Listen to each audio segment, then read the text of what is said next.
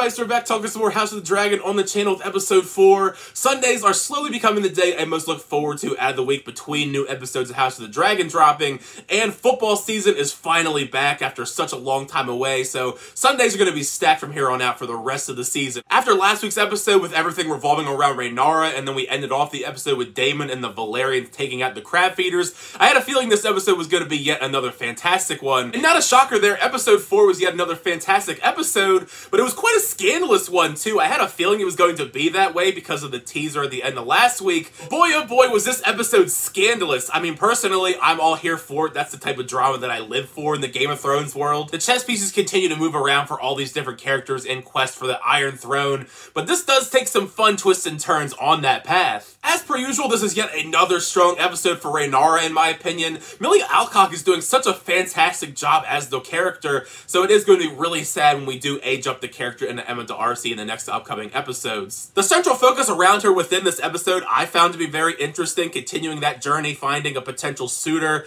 because she still does have to figure out what she wants in a mate, as Viserys now has allowed her the chance to find her own instead of having one chosen by her, and we do know that she has very many options. Men of all shapes, sizes, and ages are trying to court her, as we see the long line of people trying to impress her. The little boy, the Blackwood, he's vicious. Not to anyone's surprise, but Daemon kind of swoops back in to become a potential suitor. I mean, literally swoops in. I mean, he flies back on his dragon Caraxes. Speaking of Daemon, we do see him return in this episode as he's back after killing the crab feeders in the last episode, and he's rocking a brand new shorter hairstyle this time around. I don't know. I kind of like the longer hair more on Daemon, but the short hair looks pretty good on him too. There have been glimpses in the last couple episodes of just how good the dynamic between Rhaenyra and Daemon was going to be, but I think this is the best realized version of that so far. All their sequences, I think, were the best part of episode 4. It was a lot of fun seeing Rhaenyra sneak out to go hang out with Daemon, and Daemon shows her all these lovely things in the street. People aren't really fond of her as heir, and then they go to this pleasure house, and I think that is where we mainly see their big dynamic shift here. There's always been some level of romantic tension between the two of them, and we know how the Targaryens roll when it comes to the incest,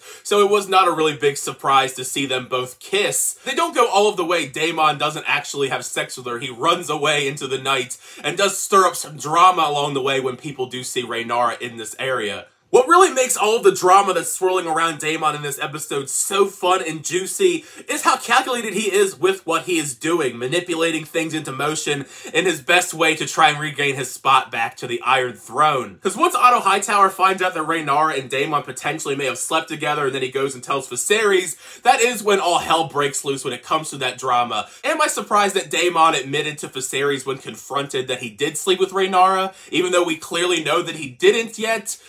Not really. That seems like right up Daemon's alley, being petty to Viserys, and it does have some strategic moves to it, as he does try and offer to wed her. Even Rhaenyra's getting in on the lies, because when she's confronted by Alicent Hightower about it, she still claims that she's a maiden and she didn't sleep with Daemon, which is true, but she did actually sleep with Criston Cole after she got back from hanging out with Daemon. Speaking of Alicent a little bit, I kind of felt bad for her in that extremely gross sex scene that she had with Viserys, because you see all of these gross open wounds on his back, and clearly she's not feeling it, especially compared to the steamier scenes between Rhaenyra and Daemon and Rhaenyra and Criston Cole. Kind of feel bad for her there, but I don't really feel that bad for her. Maybe a little bit sad when her and Rhaenyra had a conversation earlier on, and it kind of reminded me of the great friendship that they used to have. And speaking of her father, Otto Hightower, I am glad that Viserys finally realized at the end of the episode just how terrible Otto Hightower is, and the way that he has been strategically playing the game to get his people in line. I'm glad he's not the hand of the king anymore, so it's going to be fascinating to see where we go with that in later on episodes. Yeah, all around, another fantastic episode of House of the Dragon. Episode 4, I mean,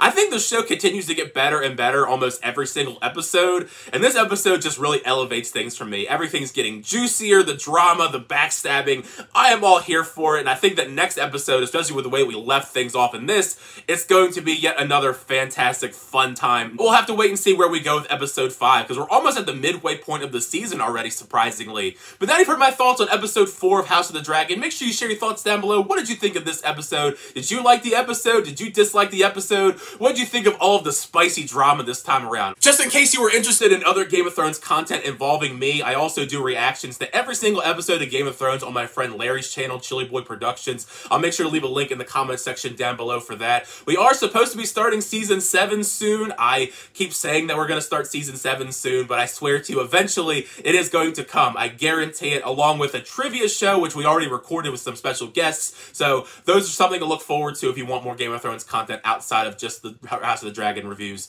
But yeah, thank you guys so much for the reviews. I always do appreciate that. Make sure to leave a like on the video and also subscribe to the channel so always up-to-date reviews, reactions, unboxings, and more. The next time, I'll see you guys later.